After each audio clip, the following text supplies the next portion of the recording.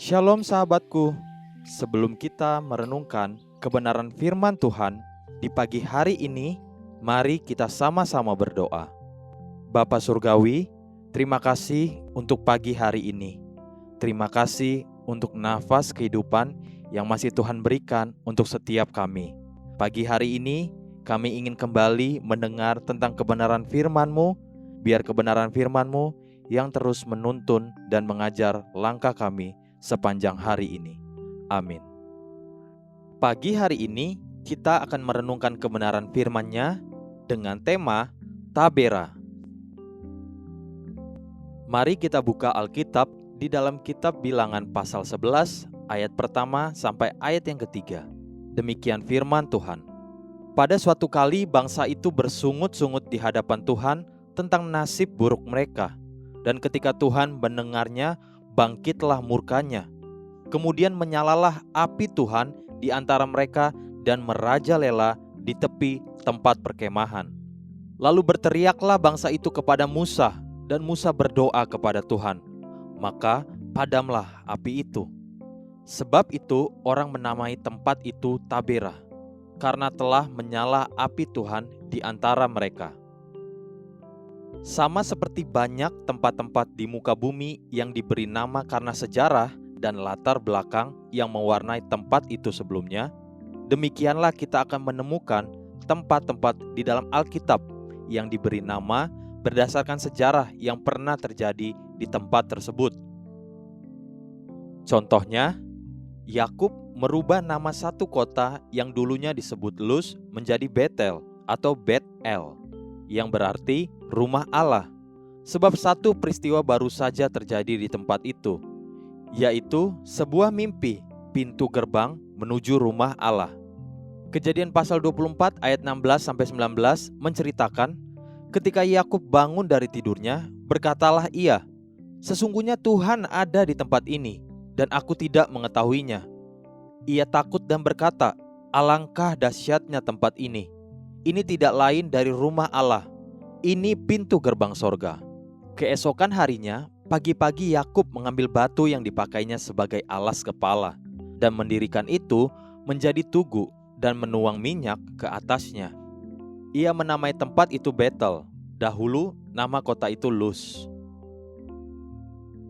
Bangsa Israel memberi nama satu tempat Mara, yang berarti pahit, sebab satu ketika mereka menemukan air yang pahit di situ. Keluaran pasal 15 ayat 22-23 berkata, Musa menyuruh orang Israel berangkat dari laut Teberau. Lalu mereka pergi ke padang gurun Syur. 3 hari lamanya mereka berjalan di padang gurun itu dengan tidak mendapat air. Sampailah mereka ke Mara, tetapi mereka tidak dapat minum air yang di Mara itu karena pahit rasanya. Itulah sebabnya dinamai orang tempat itu Mara. Dan tentunya masih banyak lagi. Nama-nama itu diberikan atau disebut orang sehingga keturunan yang berikut dapat belajar. Sama seperti sejarah itu dicatat dan diajarkan apa adanya supaya kita dapat belajar. Jika itu pengalaman baik, maka itu menjadi teladan untuk anak-anak cucu di kemudian hari. Namun jika itu adalah pengalaman buruk, biarlah itu menjadi peringatan dan pelajaran agar kita tidak mengulangi kesalahan seperti di masa lalu. Ada satu tempat yang dilalui dan diberi nama oleh orang-orang saat itu dengan sebutan Tabera.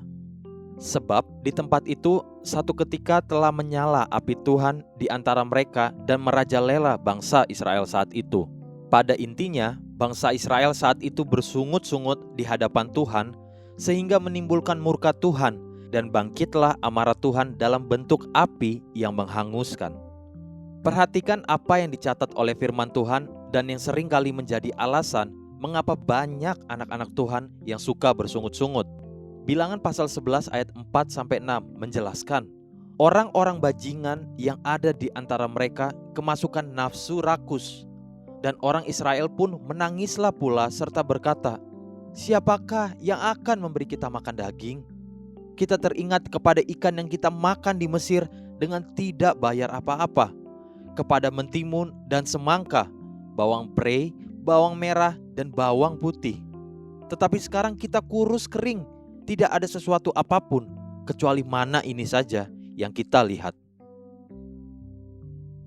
Persungutan atau keluh kesah sering terjadi karena adanya harapan atau keinginan yang tidak tercapai. Tentu tidak semua keinginan itu salah. Kita bahkan mengajarkan anak-anak kita untuk menggantungkan cita-cita dan mimpinya setinggi langit, lalu berusaha sungguh-sungguh untuk mencapainya dalam doa dan kerja keras. Namun pada satu ketika, kedaulatan Tuhan akan terjadi. Dalam banyak perkara, manusia perlu belajar untuk bersyukur untuk apa yang sudah terjadi, bahkan untuk apa yang tidak terjadi sekalipun, atau untuk harapan dan keinginan yang tidak tercapai. Roh rakus atau ketamakan atau juga ambisi yang tidak terkendali seringkali menjadi penyebab yang merusak dan telah mendorong manusia sering bersungut-sungut. Pagi ini, belajarlah untuk selalu bersyukur dan tidak bersungut-sungut. Ingatlah akan satu kata, tabera.